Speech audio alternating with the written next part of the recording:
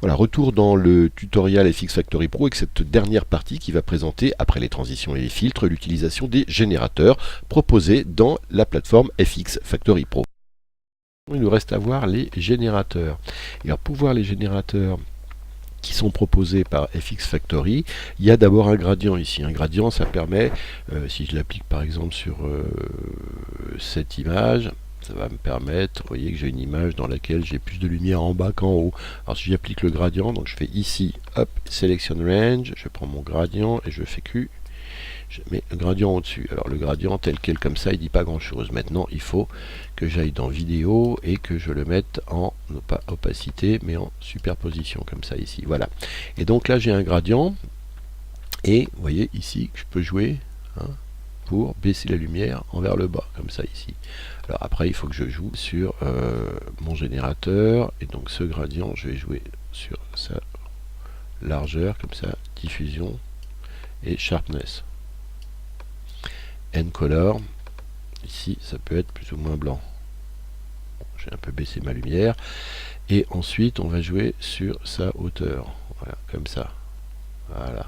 Et donc vous voyez que j'ai une image. C'est une manière de corriger une image si jamais on a trop de lumière, notamment sur un ciel. Là c'est un peu l'inverse. On peut se permettre de... Là vous voyez qu'on ne voyait pas les détails dans la vallée ou très peu. Là on les voit un peu plus. Voilà la tête de mon gradient. Et voilà ce qu'il donne au résultat une fois appliqué sur mon image ici et non appliqué là.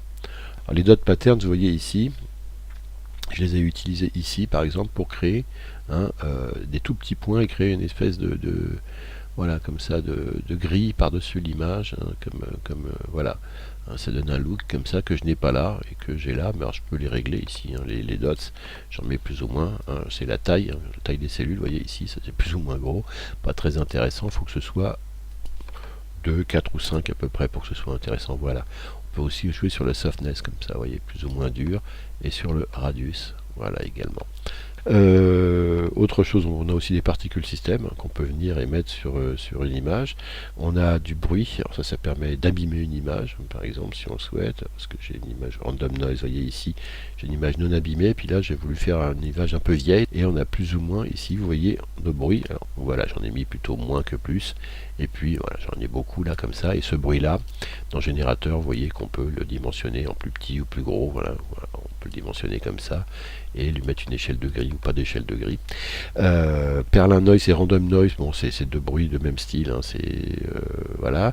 On a un rectangle aussi, on a une étoile comme ça qui peut servir à tourner sur un soleil. Les stripes comme ça, regardez, je les ai utilisés, je vous montre le résultat, ce que ça m'a servi à faire ici. On a un plan de planeur ici, comme ça. Regardez, là c'est un planeur, et en rajoutant ces stripes que j'ai réglé assez grosses, vous voyez elles sont quand même assez larges ici, et je leur ai mis un petit mouvement, voilà ce que ça fait un effet de pellicule qui passe devant le planeur, j'aime bien, ça enjolive un petit peu le plan comme ça, vous voyez, comme ça. Voilà à quoi peut servir ce style de générateur.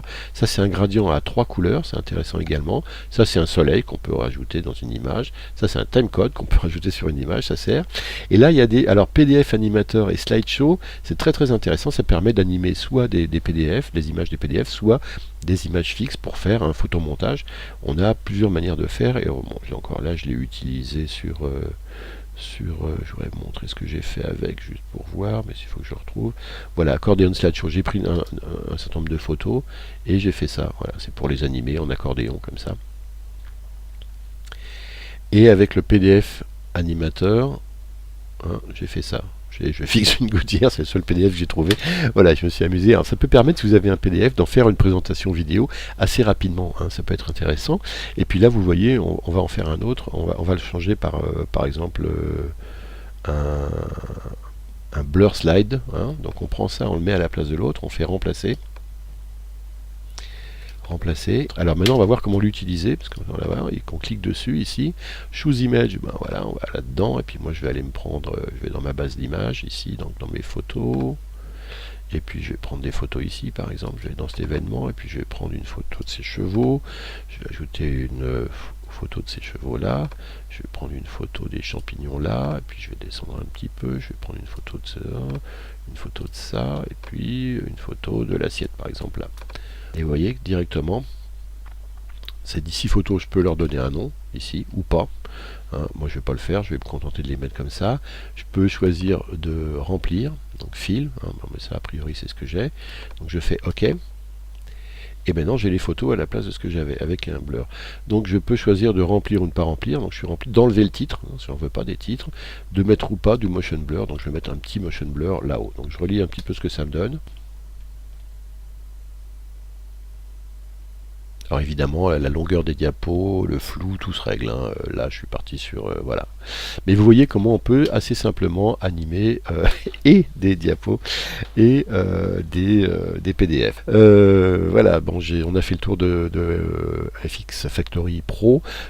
Ça peut sembler cher hein, parce que ça vaut plus de 300, je vous mettrai le prix exact, mais c'est plus de 300 dollars de mémoire par rapport au prix d'FCP10. Mais il faut savoir, bon d'abord ça marche aussi sur Motion, sur After Effects, sur Premiere Pro. Il faut savoir que c'était un prix qui n'était pas du tout démesuré par rapport à l'ensemble des possibilités sur FCP7 qui valait, à l'époque où FCP7 valait, Final Cut coûtait 1000 euros, 300 dollars pour cet ensemble énorme de transitions de générateurs et de filtres. Il y en a plusieurs familles de filtres. Quand on a une utilisation semi-pro ou professionnelle, c'est intéressant d'avoir tous ces filtres à portée de main, tous ces générateurs et toutes ces transitions à portée de main. Ça fait gagner un temps fou. Enfin, moi je fais de la promo, je ne suis pas payé par FX Factory, hein. Je me contente de vous donner des informations. Après c'est à vous de choisir. Merci et à bientôt.